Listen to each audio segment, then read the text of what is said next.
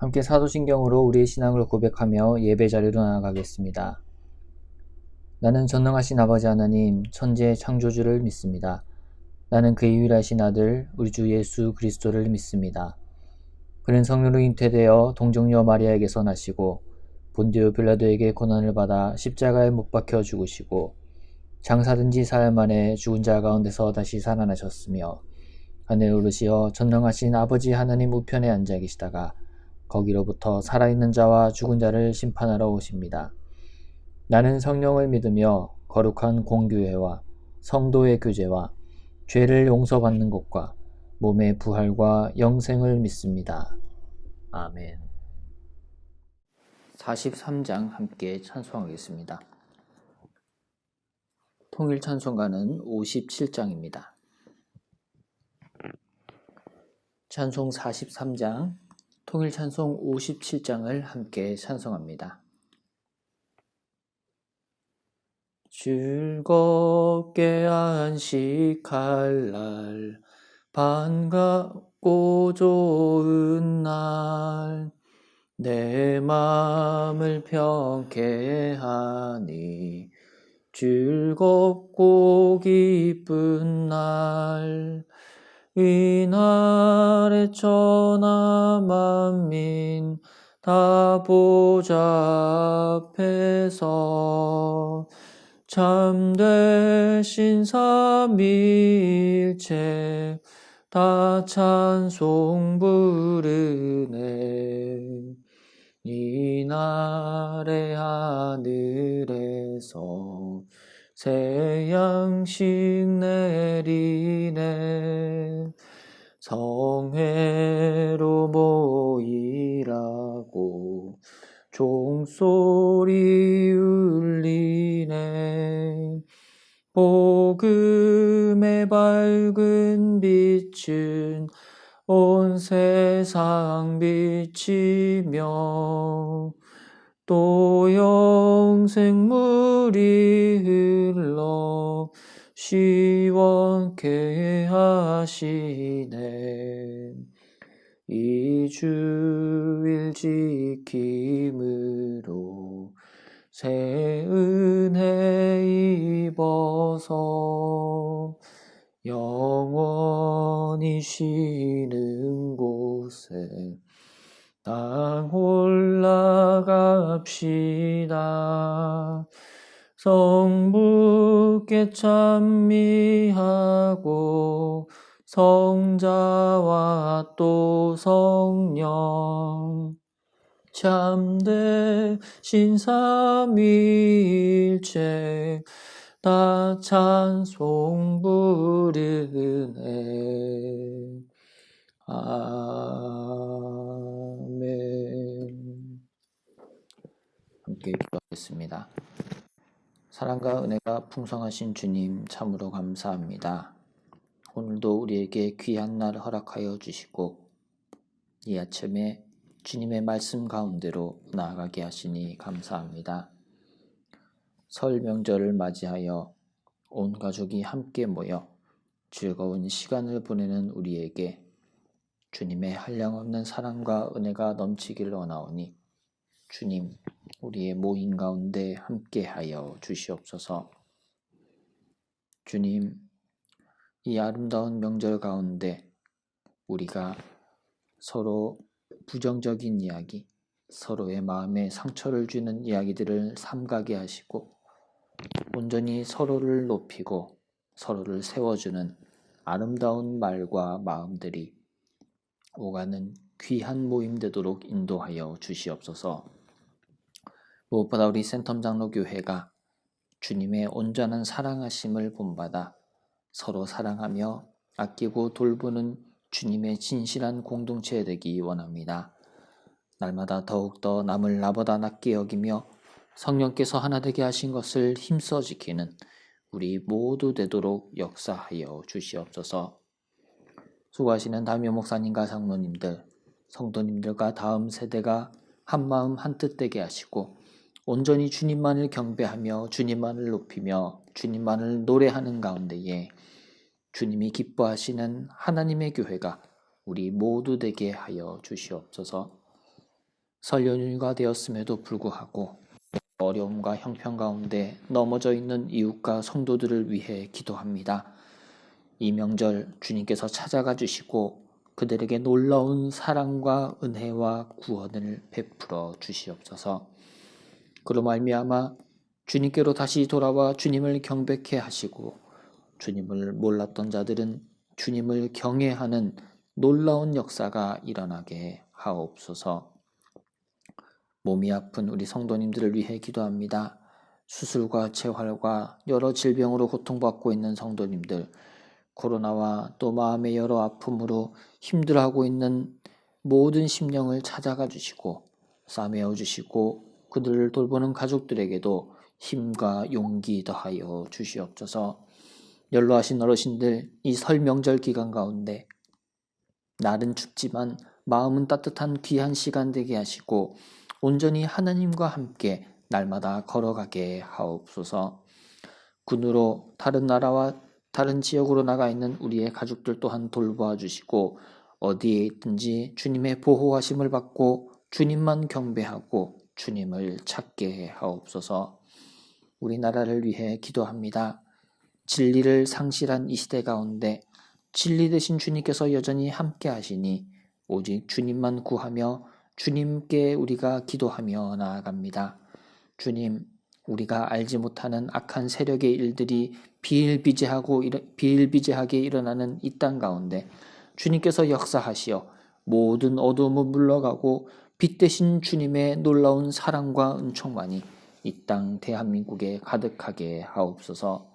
또한 세계민족 열방 가운데 온전히 섭리하시는 주님만이 우리의 통치자 되심을 고백하오니 주님께서 역사하여 주시고 붙드시사 이 모든 질병과 기근과 전쟁의 공포로부터 우리를 자유케 하여 주시옵소서.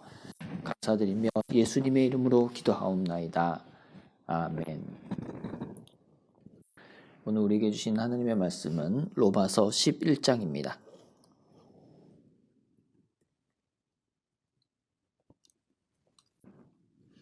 로마서 11장의 말씀을 함께 보도록 하겠습니다. 제11장. 그러므로 내가 말하노니 하나님이 자기 백성을 버리셨느냐? 그럴 수 없느니라. 나도 이스라엘이니요 아브라함의 씨에서 난 자요 베냐민 지파라. 하나님이 그 미리 아신 자기 백성을 버리지 아니하셨나니 너희가 성경이 엘리야를 가리켜 말한 것을 알지 못하느냐? 그가 이스라엘을 하나님께 고발하되 주여, 그들이 주의 선지자들을 죽였으며 주의 제단들을 헐어버렸고 나만 남았는데 내 목숨도 찼나이다. 그에게 하신 대답이 무엇이냐? 내가 나를 위하여 바알에게 무릎을 꿇지 아니한 사람 7,000명을 남겨두었다. 그런즉 이와 같이 지금도 은혜로 택하심을 따라 남은 자가 있느니라. 만일 은혜로 된 것이면 행위로 말미암지 않음이니 그렇지 않으면 은혜가 은혜되지 못하느니라. 그런즉 어떠하냐? 이스라엘이 구하는 그것을 얻지 못하고 오직 택하심을 입은 자가 얻었고 그 남은 자들은 우둔하여졌느니라. 기록된 바 하나님이 오늘까지 그들에게 혼미한 심령과 보지 못할 눈과 듣지 못할 귀를 주셨다 함과 같으니라. 또 다윗이 이르되 그들의 밥상이 올무와 덫과 거치는 것과 부엉이 되게 하시옵고 그들의 눈은 흐려보지 못하고 그들의 등은 항상 굽게 하옵소서 하였느니라. 그러므로 내가 말하노니 그들이 넘어지기까지 실족하였느냐? 그럴 수 없느니라. 그들이 넘어짐으로 구원이 이방인에게 이르러 이스라엘로 시기나게 함이니라. 그들의 넘어짐이 세상의 풍성함이 되며 그들의 실패가 이방인의 풍성함이 되거든 하물며 그들의 충만함이리요. 내가 이방인인 너희에게 말하노라. 내가 이방인의 사도인 만큼 내 직분을 영광스럽게 여기노니 이는 혹 내 고륙을 나무쪼록 시기하게 하여 그들 중에서 얼마를 구원하려 함이라. 그들을 버리는 것이 세상의 화목이 되거든 그 받아들이는 것이 죽은 자 가운데서 살아나는 것이 아니면 무엇이리요? 제사는 처음 익은 곡식가루가 거룩한즉 떡덩이도 그러하고 뿌리가 거룩한즉 가지도 그러하니라. 또한 가지 얼마가 꺾이었는데 돌 감람나무인 내가 그들 중에 접붙임이 되어 참 감람나무 뿌리의 진액을 함께 받는 자가 되었은즉 그 가지들을 향하여 자랑하지 말라. 자랑할지라도 내가 뿌리를 보존하는 것이 아니요 뿌리가 너를 보존하는 것이니라.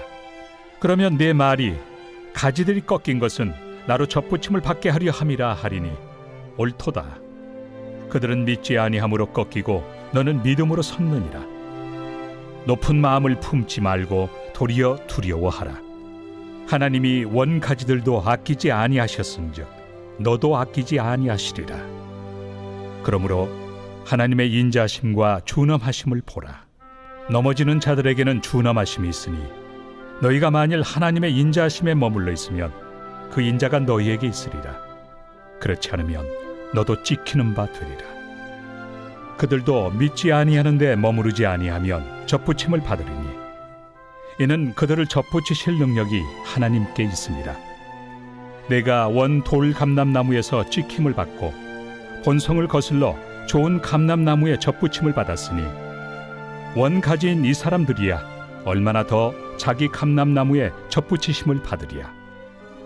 형제들아, 너희가 스스로 지혜 있다 하면서 이 신비를 너희가 모르기를 내가 원하지 아니하노니 이 신비는 이방인의 충만한 수가 들어오기까지 이스라엘의 덜어는 우둔하게 된 것이라.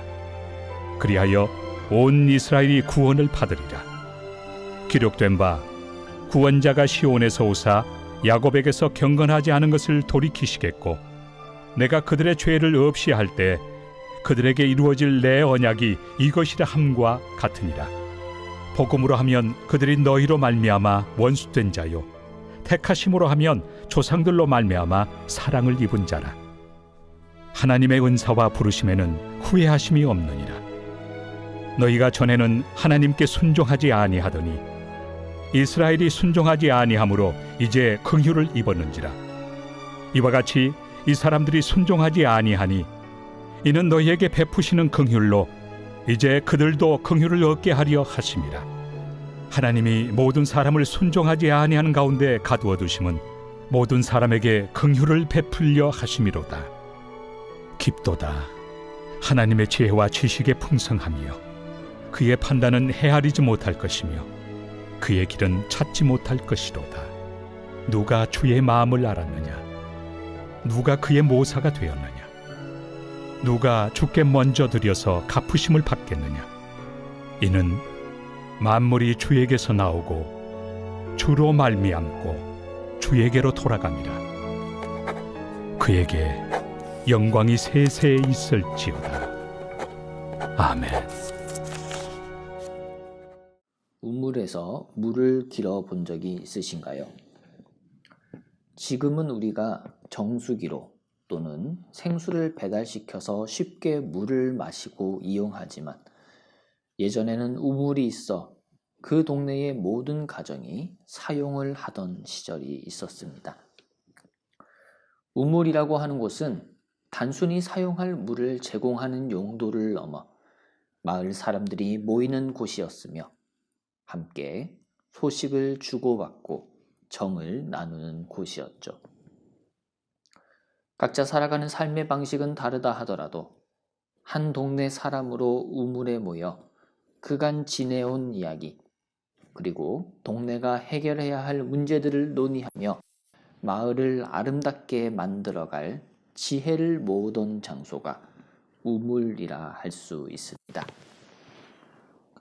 이 시대에도 우리네 동네에 존재했던 우물과 같은 장소가 필요합니다. 목마른 사람들이 와서 해갈할 우물이 있어야 하며 사람들이 서로 정보를 주고받는 공간을 우물이 마련해 주어야 합니다. 나아가 이 우물이 그 동네를 살리고 지나가는 나그네에게도 쉼터가 되어야 하는데 그곳이 바로 교회가 되어야 합니다. 오늘의 말씀 로마서 11장은 교회는 곧 우물임에 대해 말씀합니다. 이스라엘은 우물을 가지고서도 그 우물물을 마시지 않아 영적 목마름 속에서 탈진하다 못해 타락해 버렸고, 그리하여 주변에 그 우물에서 나오는 복을 흐르게 할 통로로서의 역할을 다하지 못하게 되었습니다. 이 시대의 한국교회와 우리의 모습이 이와 같지는 않은지요. 메말라버린 것은 우물이 아니라 우물을 두고서도 그 우물에서 나오는 생명수를 마시지 않는 우리의 심령이 아닐까 생각됩니다. 우물을 그냥 바라만 본다고 목마름이 해소되지는 않습니다. 우물 곁에 앉아 기다린다고 시원한 물 한 바가지가 허락되는 것이 아니라 내가 직접 두레박을 통해 우물물을 길어 올려야 우리는 생수를 얻게 됩니다. 믿음이라고 하는 것은 바로 우물물을 길어 올리는 것과 같습니다. 깊이 묻힌 보배로운 생명수를 우리가 믿음으로 길어 올려 마시는 것이 참된 신앙의 모습임을 오늘 말씀은 알려주고 있습니다. 이를 두고 행위로서 구원을 받는다 착각해선 안 될 것입니다. 우물물을 길어 올리는 것 또한 우리 주님으로 말미암아 가능한 것이고, 우리는 온전히 주님이 우리를 채우신다는 믿음으로 그분의 의의 이름을 고백하는 예배자로서 우물에 물을 길어 올리기 때문이죠. 다시 말해 우물물을 길어 올리는 그 행동으로 인해 우물물이 생기는 것이 아니라 우물물은 저 깊은 아래에서 계속해서 솟아 올라왔고 존재하고 있었습니다. 그러기에 그 우물물의 존재를 알고 그 물이 우리를 살린다는 믿음의 고백이 곧 우물물을 길어 올리는 우리의 행위로 나타나는 것이죠. 지금 우리가 살아가는 이 시대는 많은 것들을 이루었다 자부하고 모든 것이 풍족하다 생각할 수도 있겠으나, 우리는 정작 우리에게 있어야 할 우리를 살리는 진리를 잃어버린 시대 가운데 살아가고 있습니다. 진리의 우물을 길어 올리는 우리가 되기를 원합니다.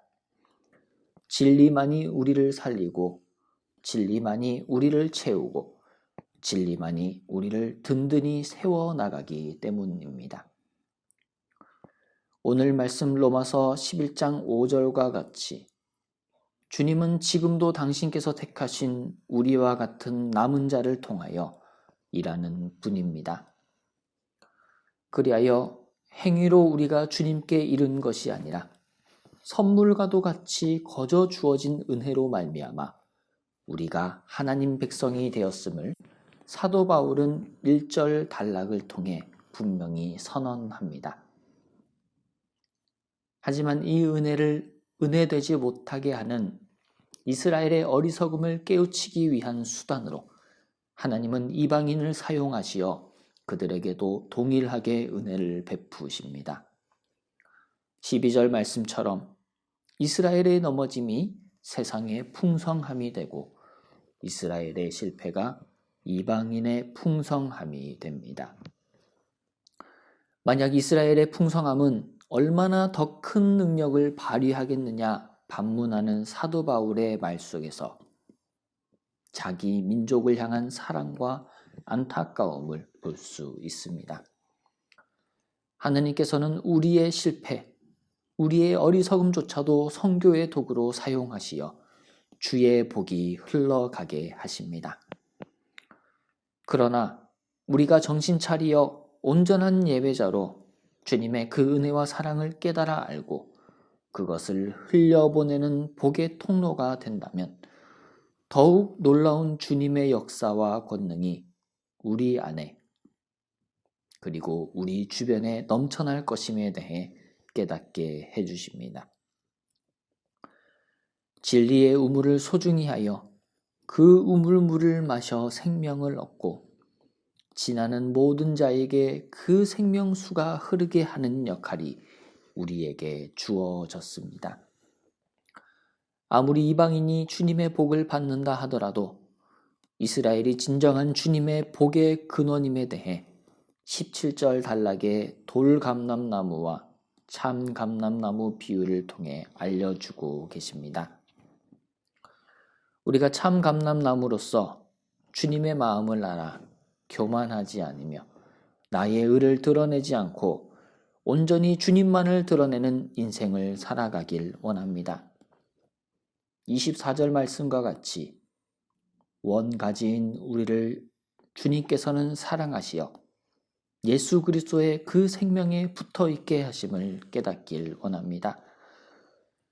나아가 25절의 단락에서와 같이 우리 주님께서는 주님의 자녀인 이스라엘의 온전한 구원을 넘어 온 세계 열방을 향한 그분의 구원 계획을 가지신 분임을 우리는 발견합니다. 모든 사람을 불순종 가운데에 두신 것이 모든 사람에게 긍휼을 베풀기 위함이라는 32절의 말씀은 실로 우리에게 놀라운 복음이자 신비가 아닐 수 없습니다. 깊은 곳에 있는 우물물의 생명력과 같이 우리 하나님의 지혜와 지식의 풍성함은 깊습니다. 우리가 다 헤아리지도 판단하지도 못할 주님의 사랑과 계획과 섭리 가운데 온전히 주께만 영광 올려드리는 우리가 되길 간절히 소망합니다. 사랑하는 센텀 장로교회 형제 자매 여러분, 우리 모두 진리의 우물물을 길어 올립시다. 그 우물에서 나오는 진리를 받아 마시고 그 생명수를 주변에 흘려 보냅시다. 그러할 때에 소망의 하나님이 모든 기쁨과 평강을 믿음 안에서 우리에게 충만하게 하실 것입니다. 주기도문으로 예배를 마치겠습니다. 하늘에 계신 우리 아버지, 아버지의 이름을 거룩하게 하시며 아버지의 나라가 오게 하시며 아버지의 뜻이 하늘에서와 같이 땅에서도 이루어지게 하소서. 오늘 우리에게 일용할 양식을 주시고 우리가 우리에게 잘못한 사람을 용서하여 준 것 같이 우리 죄를 용서하여 주시고 우리를 시험에 빠지지 않게 하시고 악에서 구하소서. 나라와 권능과 영광이 영원히 아버지의 것입니다. 아멘.